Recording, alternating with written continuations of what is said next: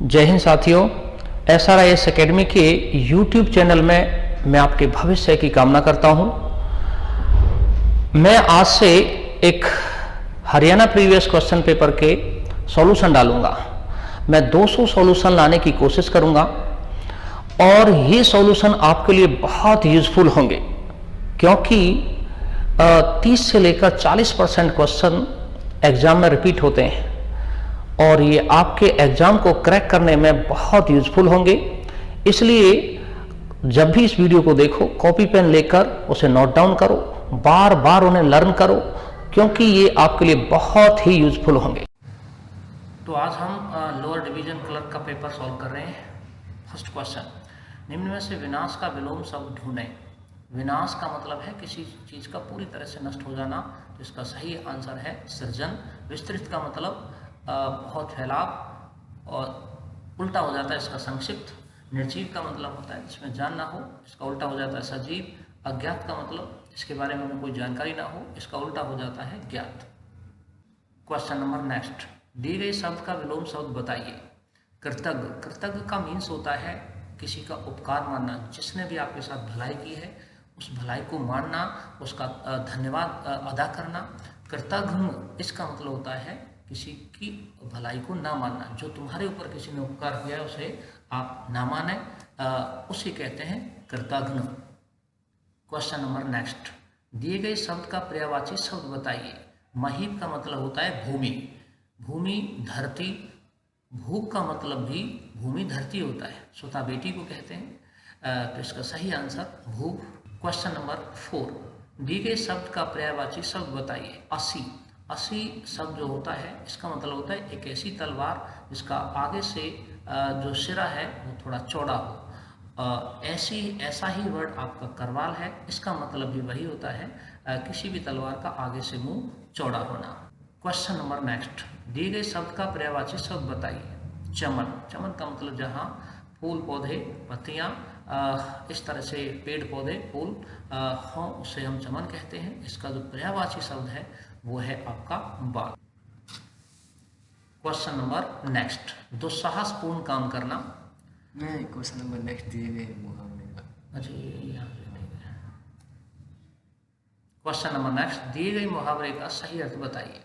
शेर के दांत गिनना, सहायता करना, ये तो संभव नहीं है। दुखी होकर रोना, ये भी संभव नहीं है। साहसी होना ठीक है, लेकिन साहसी होना और दुस्साहसपूर्ण में एक अंतर है। ऐसा साहस जिससे आपकी जान को जोखिम ना हो उसे साहसीपूर्ण काम कहते हैं, और ऐसा साहस जिससे आपकी जान को जोखिम हो उसे कहते हैं दुस्साहसपूर्ण कार्य। तो शेर के दांत गिनने का मतलब ये हुआ कि आप ऐसा कार्य करें जिसमें आपकी जान को जोखिम हो। यदि आप बकरी के दांत गिनना चाहें तो वो दुस्साहसपूर्ण कार्य नहीं हो सकता, क्योंकि बकरी आपको हानि नहीं पहुंचा सकती। क्वेश्चन नंबर नेक्स्ट, दिए गए मुहावरे का सही अर्थ बताइए। मुंह में पानी आना, जब हम किसी चीज़ को देख रहे होते हैं और उसकी हमें इच्छा होती है तो अचानक मुंह में पानी आ जाता है, उसको हम ललचा जाना कहते हैं। जल्दी जल्दी खाना, ये कोई बात नहीं है। घबरा जाना, ये भी कोई इससे रिलेटेड शब्द नहीं है। स्वादिष्ट खाना, ये भी इससे रिलेटेड शब्द नहीं है। इसका सही आंसर है ललचा जाना। क्वेश्चन नंबर नेक्स्ट, दिए गए एक वचन का बहुवचन बताइए। एक वचन एक वस्तु को कहते हैं, बहुवचन अनेक वस्तुओं को कहते हैं। कलम एक ही है, इसमें सही हाँ आपका जो है आंसर कलमे, क्योंकि कलमों को शब्द नहीं होता है। कमलिया कोई शब्द नहीं होता है, कलमाओं भी कोई शब्द नहीं होता है। क्वेश्चन नंबर नेक्स्ट, दिए गए बहुवचन का एक वचन बनाइए। बहुत ज़्यादा चीज़ें हैं। छत्रियाँ, तो एक छात्रा तो शिष्या होती है, पढ़ने वाली स्टूडेंट होती है। छत्रों कोई वर्ड नहीं होता है, छत्री भी कोई वर्ड नहीं होता है। तो सही आंसर आपका हुआ छत्री। छत्री एक, छत्रियाँ अनेक। क्वेश्चन नंबर नेक्स्ट, दिए गए बहुवचन का एक वचन बताइए। गलियां, गलियां बहुत ज्यादा हैं। गले, गले का मतलब हमारा शरीर का पार्ट है ये। गलो कोई शब्द नहीं होता है, गाले भी कोई शब्द नहीं होता है। तो एक गली, ये आपका सही आंसर है। क्वेश्चन नंबर नेक्स्ट, यहां से अब आपका इंग्लिश का पोर्शन स्टार्ट होगा। Choose the word which best express the meaning of the given word revival. Revival का मतलब है किसी चीज़ का पुनर्जीवन, पुनर्जीवित होना, चेतना आना। इसका जो सिनोनिम्स होगा या इसी तरह की जो मीनिंग होगी वो है रिकवर। रिकवर का मतलब है स्वस्थ होना, दोबारा से हेल्दी होना, या अपने आप को एक तरह से पुनर्जीवित करना। डिस्ट्रॉयड का मतलब होता है नष्ट हो जाना। बोर का मतलब है छेद करना किसी चीज़ में, या फिर किसी चीज़ से ऊब जाना। डल का मतलब होता है बुद्धिहीन। Question number next, choose the word which best express the meaning of the given word. Acquit, किसी को दोष मुक्त करना, कोई उस पर दोष था उसे मुक्त करना, इसकी मीनिंग है। इसका सही आंसर क्लियर है, इसका मतलब है एकदम पाक साफ। एक्यूज का मतलब है दोषी ठहराना। होल्ड का मतलब किसी को पकड़े रखना, अपने पास रखना। कन्विक्ट का मतलब है अदालत के द्वारा किसी को दोषी मान लेना। इसका सही आंसर क्लियर है। Next question, choose the word which is opposite is meaning of the given word. Fodder, fodder का मतलब होता है किसी फोडर का मीन्स होता है चारा, भूसा हो, मक्का का चारा हो, ज्वार का चारा हो, कोई भी फसलों का जो चारा होता है उसे फोडर कहते हैं। मील भी भोजन में आता है, ग्रास भी एक तरह से पशुओं का भोजन ही है। कॉर्न, मक्का, ये भी पशुओं का भोजन है। ये पशुओं का भोजन नहीं है, that is answer. Question number next, choose the word which is opposite in meaning of the given word. Liable, liable का मतलब है उत्तरदायी। इसका अपोजिट पूछ रहा है तो इरेस्पॉन्सिबल होता है। रेस्पॉन्सिबल का मतलब इसकी सिनोनिम्स है उत्तरदायी। गो बेटर, ये भी एक अच्छी उसकी बात है। डेडिकेटेड, ये भी किसी से समर्पित शब्द है किसी के लिए। Question number next, what is the meaning of the idiom it is raining cats and dog. ये एक मुहावरा है जिसमें किसी चीज़ में बहुत ज़्यादा किसी चीज़ को बहुत ज़्यादा करके बताना। यहाँ पर इसका सही आंसर है इट इज़ रेनिंग हैवली, बहुत ज़्यादा मूसलाधार वर्षा होना, इस तरह आप कह सकते हैं। इट इज स्नोइंग का मतलब है बर्फ का गिरना, ये नहीं है। देयर इज स्टॉर्म का मतलब है तूफान का आना, ये भी नहीं है। देयर इज ए अर्थक्वेक अर्थात एक भूकंप, ये भी नहीं है। इसका मतलब कैट्स एंड डॉग का मतलब है मूसलाधार वर्षा होना, भारी वर्षा होना। तो इसका सही आंसर है आपका number next, what is the meaning of the term black sheep. Black sheep का मतलब है किसी का अपमान करना, किसी का अपमान करने जैसे शब्दों से इसे रिलेट करते हैं हम। तो इसमें ग्रेसफुल पर्सन, इसका मतलब है ये अपमान से रिलेटेड नहीं है। ए फुलिश पर्सन, ये मूर्ख पर्सन की बात कह रहा है। जेंटलमैन, एक अच्छे व्यक्ति की बात कह रहा है। तो यहाँ पर एक disgraceful. Question number next, select the grammatically correct option. Sushmita is proud of her medals. Sushmita is proud at her medal. Sushmita is proud in her medal. यहाँ पर सीधा सीधा एक फ्रेजल वर्ब है, ये एक फ्रेजल वर्ब है। यहाँ जब भी आप proud at, proud to, proud in हम नहीं बोल सकते, क्योंकि जब भी आपको किसी चीज़ पर गर्व है, प्राउड है, तो आप वहाँ पर प्राउड ऑफ ही लगाएंगे। ये फ्रेजल वर्ब है, इसलिए प्राउड के बाद आप ऑफ का यूज करेंगे। तो that is a answer. Question number next, select the grammatically correct option. They can play as well as we can. They can play as well as them. यहाँ पर एक बात आपने देखनी है, ये एज वेल एज एक कनेक्टर है। कनेक्टर के बाद जब भी हम किसी पर्सन का यूज करेंगे, प्रोनाउन का यूज करेंगे, तो वो ऑब्जेक्टिव केस में नहीं होना चाहिए, वो सब्जेक्टिव केस में होना चाहिए। आप यहाँ देखेंगे तो ये ऑब्जेक्टिव केस में है, यहाँ देखेंगे तो ये ऑब्जेक्टिव केस में है, यहाँ भी देखेंगे तो ये ऑब्जेक्टिव केस में है। तो हमेशा एज वेल एज के बाद जब एज वेल एज कनेक्टर के रूप में यूज हो रहा हो, तो वहाँ पर पर्सन हम प्रोनाउन सब्जेक्टिव केस रखेंगे। तो इसमें आपका A answer. Next question, select the grammatically correct option. Between you, जब भी आप प्रीपोजिशन बिटवीन का यूज कर रहे होते हैं, तो उसके बाद आप जब भी उसके बाद आप जो भी प्रोनाउन यूज करेंगे वो ऑब्जेक्टिव केस के ही होने चाहिए, सब्जेक्टिव केस के नहीं होने चाहिए। सब्जेक्टिव केस आपको पता ही है, आई है, वी है, you, they, she, her, she, it, ये सब्जेक्टिव केस हैं। ये किसी भी कीमत पर प्रीपोजिशन के बिटवीन प्रीपोजिशन के बाद यूज नहीं कर सकते हम इसे, वहाँ पर ऑब्जेक्टिव केस ही यूज करेंगे। आप ध्यान से देखें, आप यहाँ पर बिटवीन के बाद ये सब्जेक्टिव केस आ रहा है, बिटवीन के बाद ये सब्जेक्टिव केस आ रहा है, बिटवीन के बाद ये सब्जेक्टिव केस आ रहा है। यहाँ बिटवीन के बाद आप देखेंगे तो आपको दोनों जगह ऑब्जेक्टिव केस ही मिलेगा। Next question, Prakash dash at home for an hour but Jaya could not reach on time. जब भी आपके पास दो टेंस किसी भी कनेक्टर से जुड़े हो तो आपको वो दोनों टेंस एक ही टेंस में रखने होंगे। आपने देखा यहाँ पास्ट टेंस में है तो इधर भी पास्ट ही आना चाहिए। तो आपने देखा ये प्रेजेंट है, ये आंसर नहीं हो सकता। ये फ्यूचर है, ये आंसर नहीं हो सकता। ये आपका प्रेजेंट है, ये भी आंसर नहीं हो सकता। तो यहाँ आपका पास्ट है, ये आंसर है। Next question, who was the 10th prime minister of India? Bharat के 10वें प्रधानमंत्री कौन थे? तो उनका नाम था अटल बिहारी वाजपेयी, 10वें प्रधानमंत्री थे। इनके बाद 4 प्रधानमंत्री और बने हैं। चौथे प्रधानमंत्री इनके बाद नरेंद्र मोदी हैं। तो अटल बिहारी वाजपेयी 6 साल देश के प्रधानमंत्री रहे। Next question, in which Indian state was the first female governor appointed?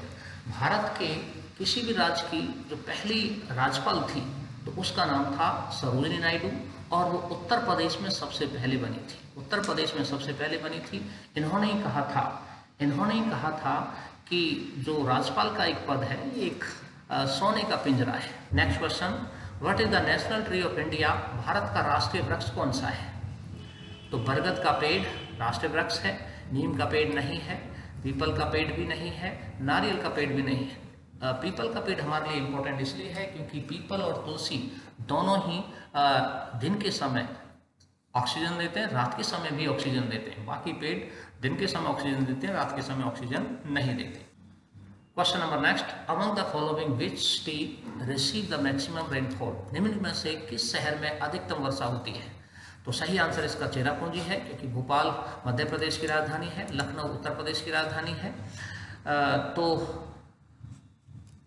Cherrapunji जो है आपका ये मेघालय है।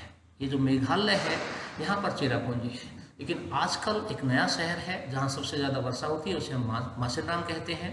तो ये मेघालय है और मेघालय में सबसे ज़्यादा वर्षा चेरापूंजी, और ऑप्शन में चेरापूंजी ना हो तो आप वहाँ पर मासेराम भी कह सकते हैं। Question number next, among the following which India was one the Oscar? निम्न में से किस भारतीय ने एक ऑस्कर जीता? तो ऋतिक रोशन ये एक्टर है, कोई खिलाड़ी नहीं है। माधुरी दीक्षित ये भी एक एक्ट्रेस है, ये कोई खिलाड़ी नहीं है। तो ए.आर. रहमान खान का पूरा नाम था अल्लाह रखा रहमान खान और ये पहले हिंदू थे। और दिलीप कुमार इनका रियल में नाम था। तो इन्होंने ऑस्कर जीता है और इकलौते ऐसे जीतने वाले हैं जिन्होंने ऑस्कर जीता है, इकलौते इंडियन है ये। क्वेश्चन नंबर नेक्स्ट,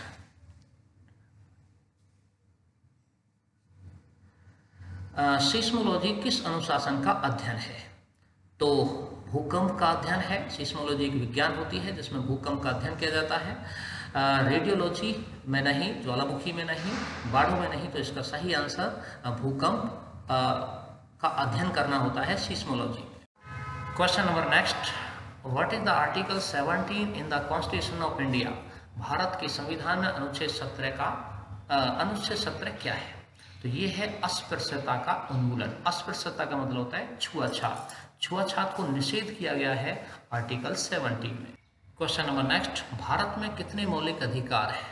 तो वर्तमान में भारत में संविधान में 6 मौलिक अधिकार हैं। इससे पहले 7 थे, जिसमें से एक संपत्ति का मौलिक अधिकार हटा दिया गया है। आजकल उसे विधिक या फिर संवैधानिक वैधानिक अधिकार बना दिया गया है। क्वेश्चन नंबर नेक्स्ट, 18 सितंबर 2019 तक सर्वोच्च न्यायालय में कितने न्यायाधीश थे? तो अब हो गए हैं 34, वर्तमान में भी 34 हैं। इससे पहले 31 थे, जिसमें 3 और बढ़े हैं।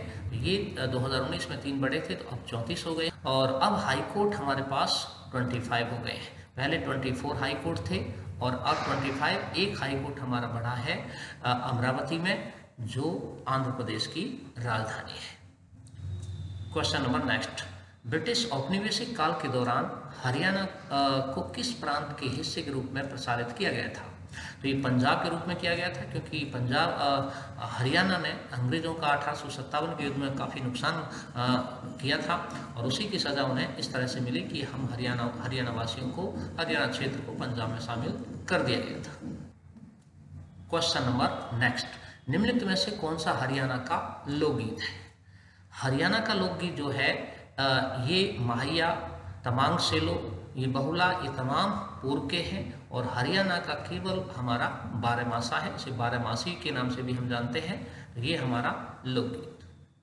क्वेश्चन नंबर नेक्स्ट, हरियाणवी किस लिपि से उत्पन्न हुई है?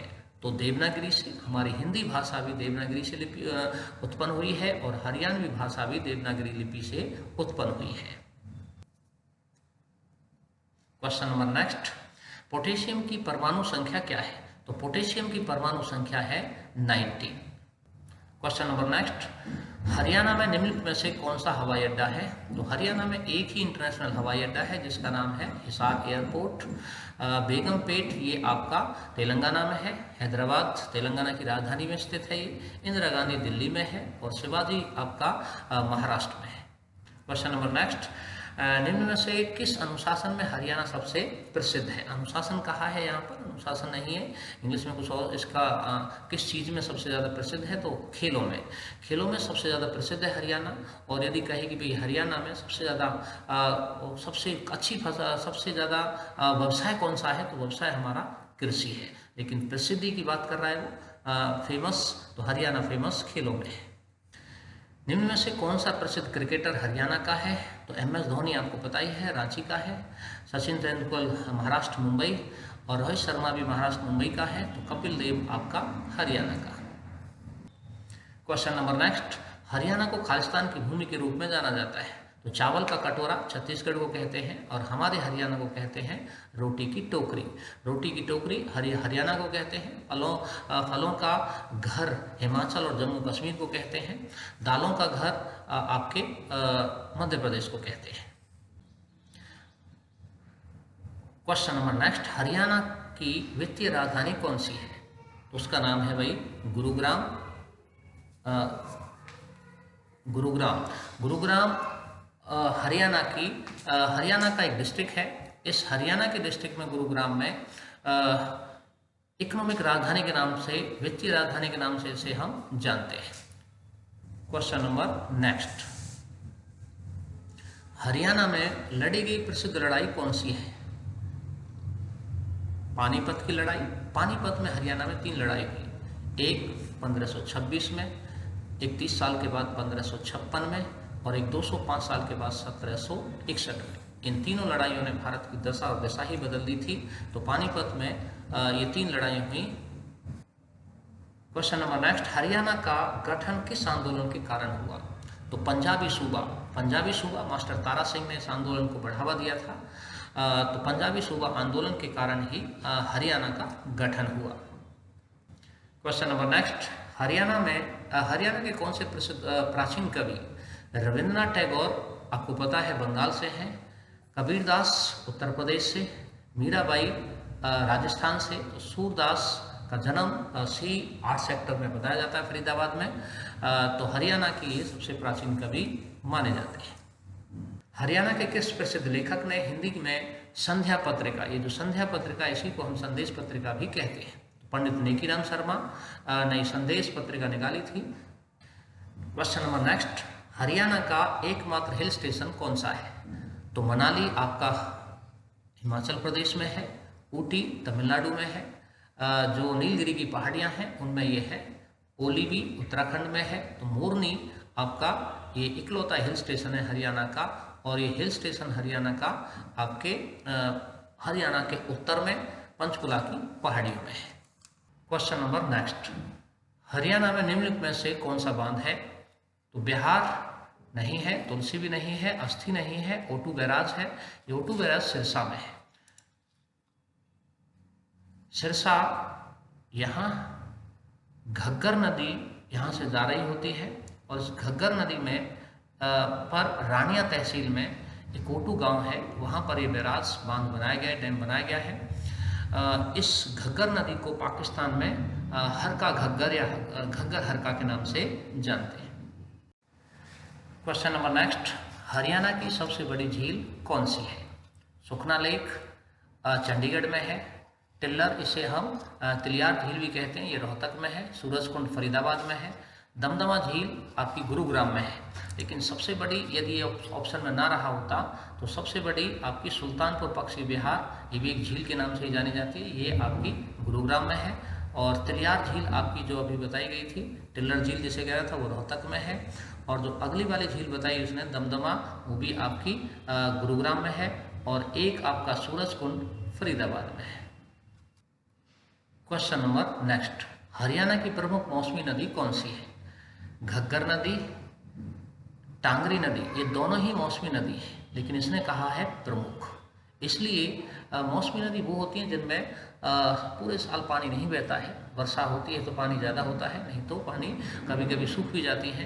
गंगा नदी सदानीरा नदी है, यमुना नदी भी सदानीरा नदी है। दोनों नदियाँ ये एवरग्रीन रिवर कही जाती हैं, क्योंकि ये हमेशा बहती रहती हैं। लेकिन घग्गर और टांगरी नदी, ये दोनों की दोनों आपकी मौसमी नदी है, लेकिन इसने प्रमुख मौसमी नदी पूछी है, इसका सही आंसर घग्गर नदी है। क्वेश्चन नंबर नेक्स्ट, निम्नलिखित में से कौन से अपने परमाणु द्रव्यमान के अनुसार सबसे भारी धातु है? तो ये प्लूटोनियम सबसे भारी धातु। क्वेश्चन नंबर नेक्स्ट, 2019 में हरियाणा का संवैधानिक प्रमुख कौन था? तो आज भी वही है जो 2019 में था। प्रेजेंट में संवैधानिक प्रमुख गवर्नर को कहते हैं, वो है सत्यदेव नारायण। और कॉन्स्टिट्यूशन ऑफ इंडिया राज्यों में संवैधानिक प्रमुख बना के देता है राज्यपाल को, और देश का संवैधानिक प्रमुख राष्ट्रपति होता है। तो हमारे हरियाणा का राज्यपाल का नाम है Satyadev Narayan Arya. Question number next, उच्च न्यायालय के न्यायाधीशों की नियुक्ति करने के लिए कौन जिम्मेदार है?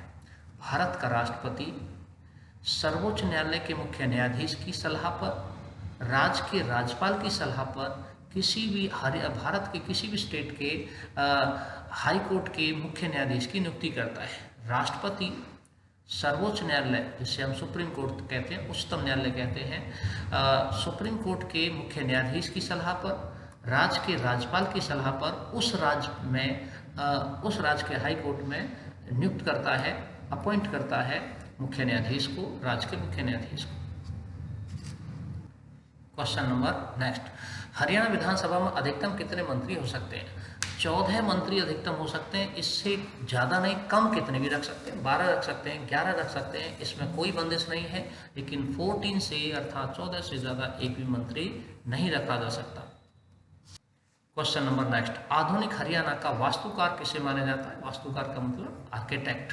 तो बंसीलाल जो भिवानी के गोलागढ़ गांव में जन्मे थे, हरियाणा के सबसे लंबे समय तक मुख्यमंत्री रहने का रिकॉर्ड भी इन्हीं के नाम है, बंसीलाल, और इन्हें हरियाणा का आर्किटेक्ट अर्थात वास्तुकार माना जाता है।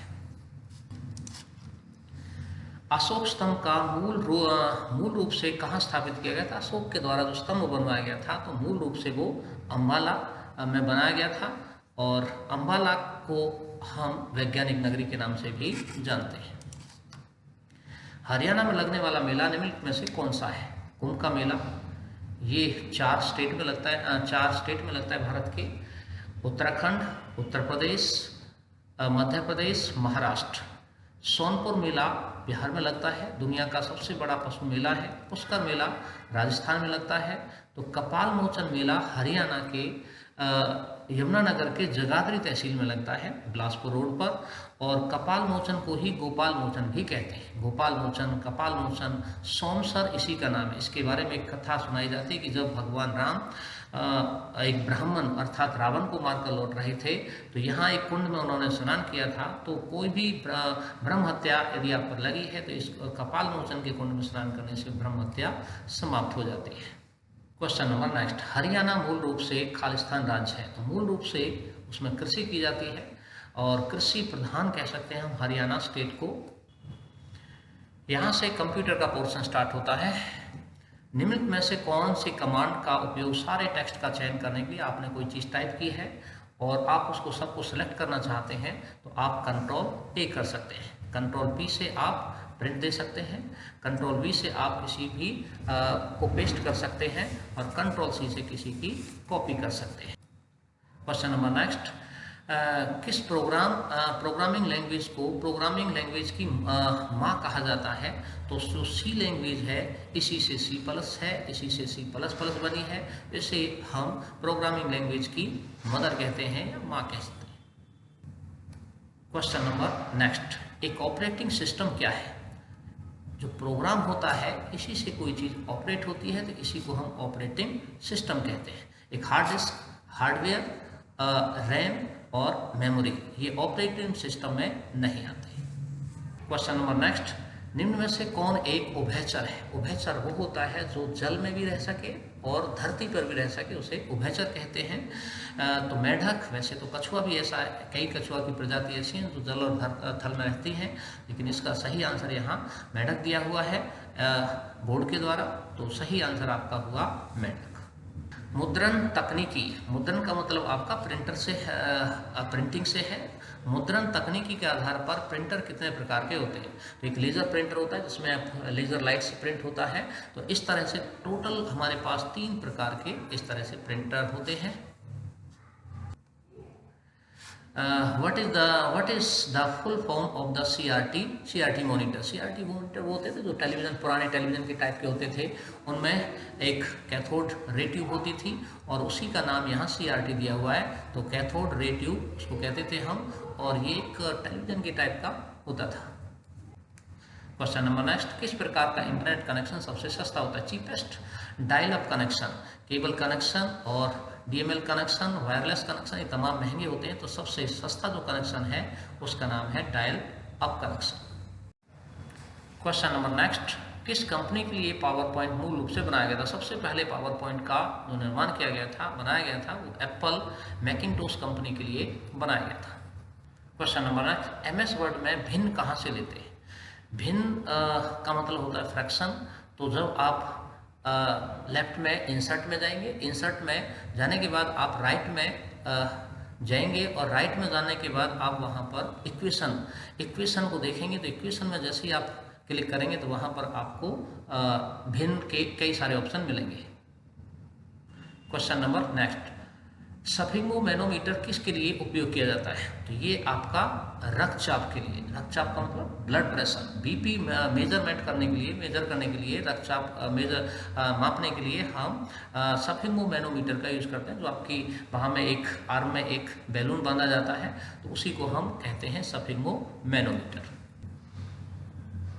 क्वेश्चन नंबर नेक्स्ट, यहाँ से आपकी रीजनिंग स्टार्ट होती है। Find the odd one out, अर्थात विषम चुने।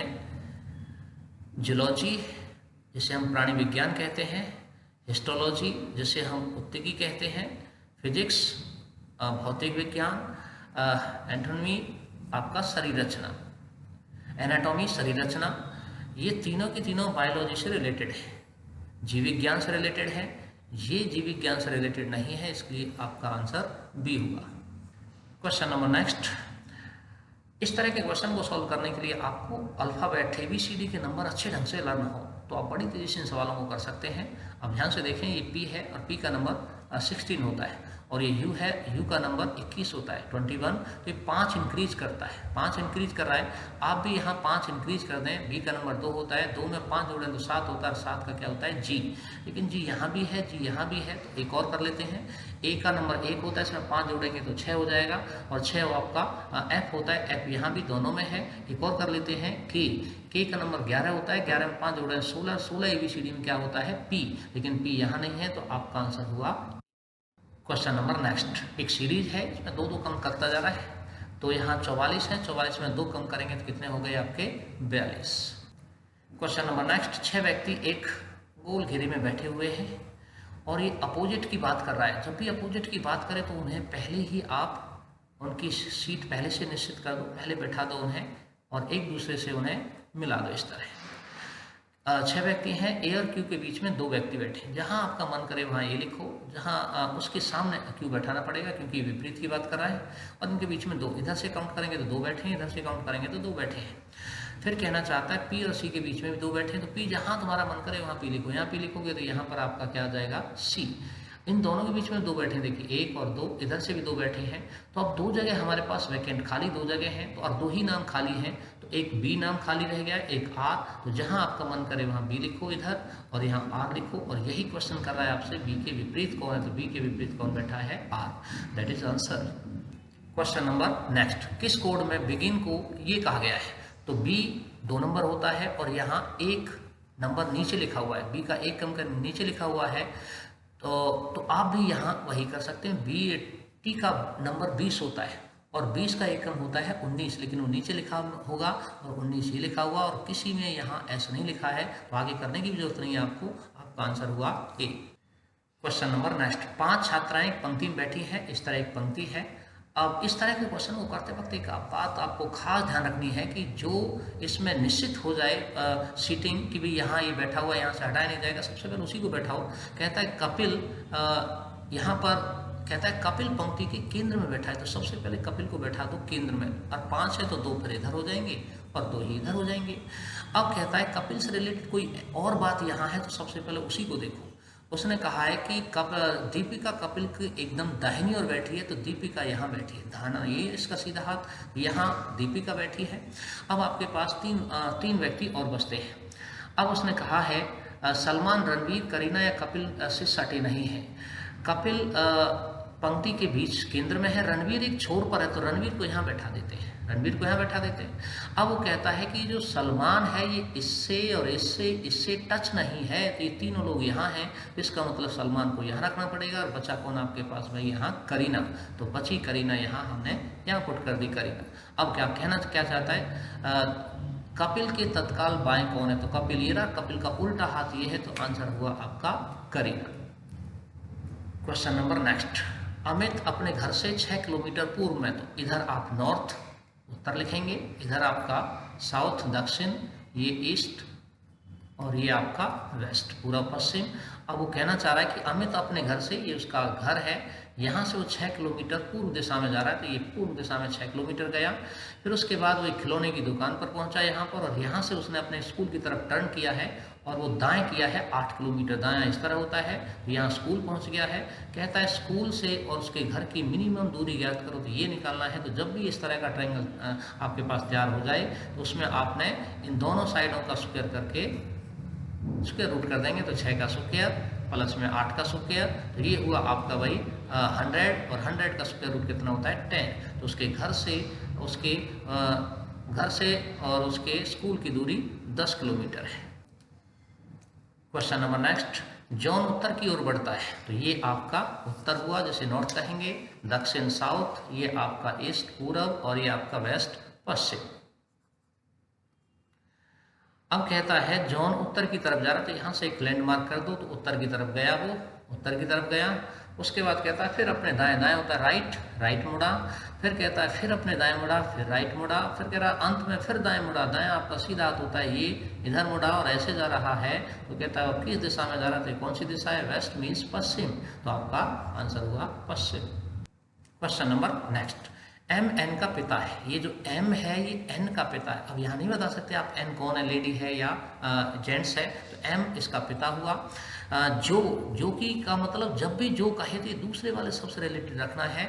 ओ का भाई है, तो ये ओ का भाई अब कन्फर्म हो गया, ये जेंट्स है, तो ये ओ का भाई है। एम इसका पिता है और ये ओ का भाई है, ध्यान रखना है, भाई है तो ये इससे रिलेटेड हुआ। बेटा बेटा या बेटी जो भी है ये, जो अब इसकी बात कर रहा है, जो पी की माँ है, तो ये पी की माँ बता दी उसने, तो इससे रिलेटेड हो गया, ये ध्यान रखना है यहाँ पर। और उसके बाद फिर कह रहा फिर जो पी की माँ है, एन और पी के बीच में संबंध बताना है, एन और पी के बीच में संबंध बताना, तो ये इसका भाई था, ध्यान है कुछ, तो इसका भाई था ये, और इसकी माँ है, तो ये भाई का ये माँ है, और इसका बेटा ये है, और इसका भाई ये है, तो इसका मतलब ये क्या हुआ, इसका मामा, तो एन पी का क्या है, मामा।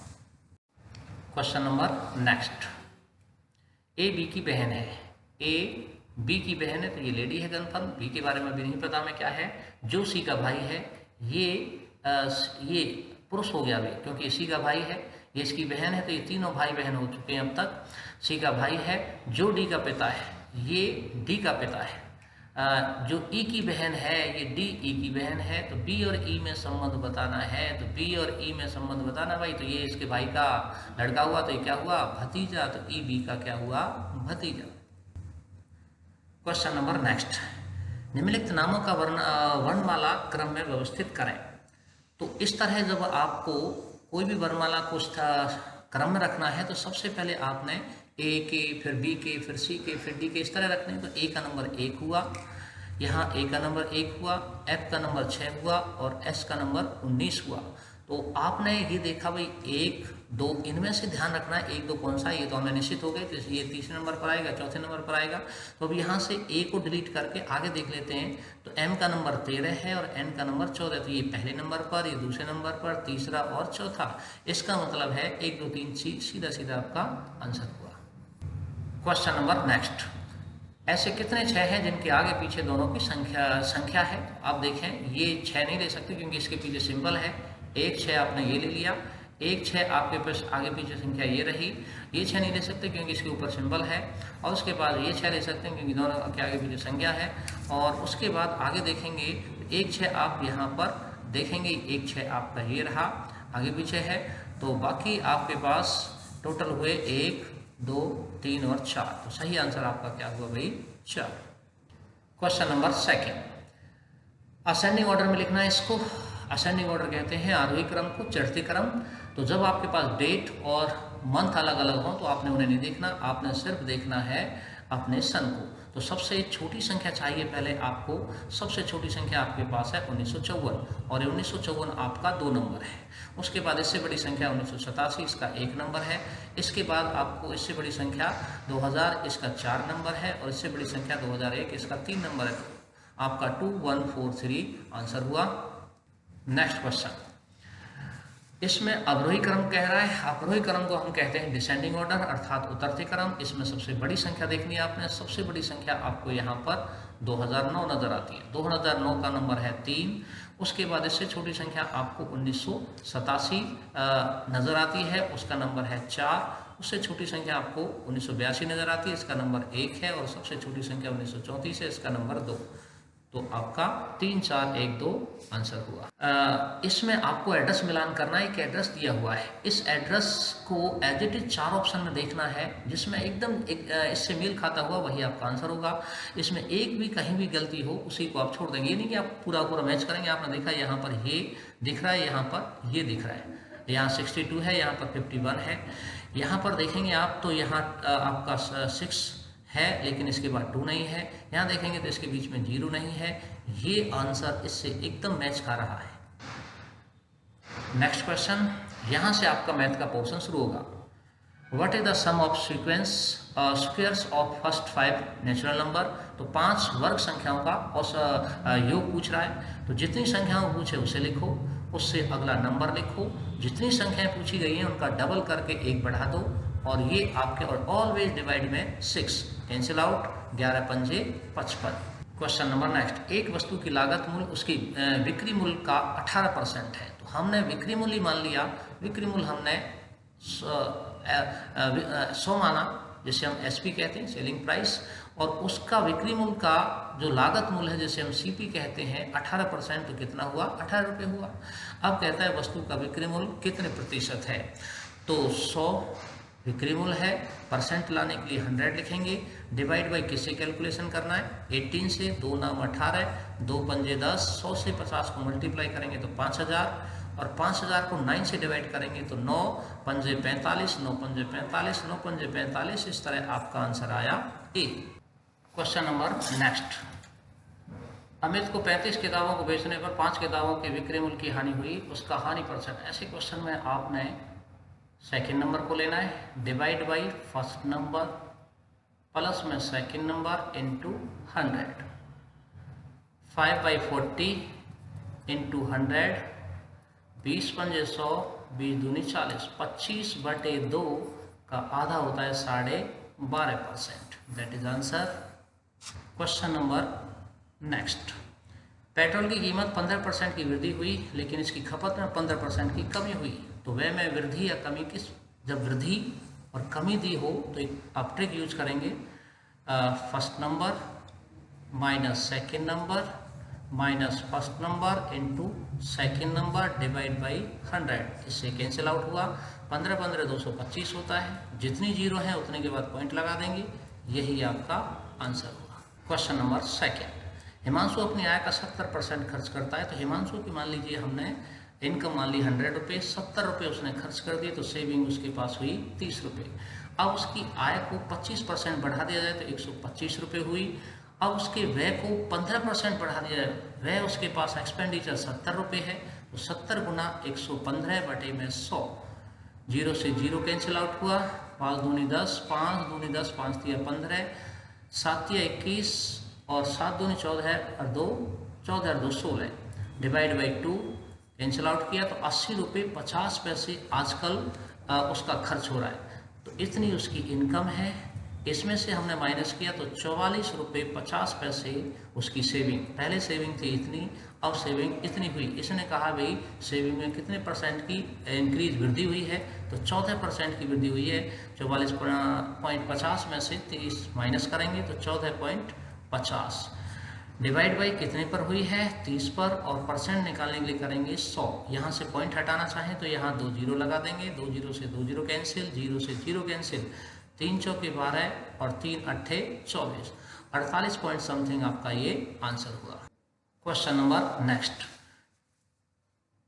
600 रुपये को ए और बी में 7:3 में डिवाइड करना है। तो इस तरह के क्वेश्चन में टोटल अमाउंट, फर्स्ट का रेशो आपको पता है कितना है 7, divide by sum of ratio 7 और 3 10, 0 से 0 कैंसिल, 7 6 के 42, 420 हुआ, और 420 फर्स्ट नंबर का है और किसी और में है ही नहीं, तो आपका ए ही फर्स्ट, ये ए आपका फर्स्ट आंसर हुआ।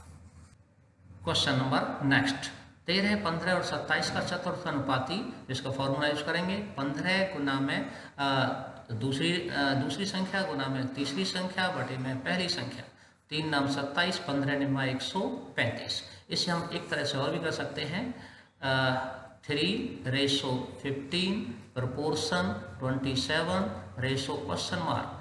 फर्स्ट नंबर से लास्ट नंबर को मल्टीप्लाई करो, सेकंड से थर्ड को करो, तो 3 into question mark divide by 15 into 27, 3 इसके नीचे आया यहाँ पर, 3 से 15 बार, और ये आपका 35 इनकी मल्टीप्लाई हुई। That is answer.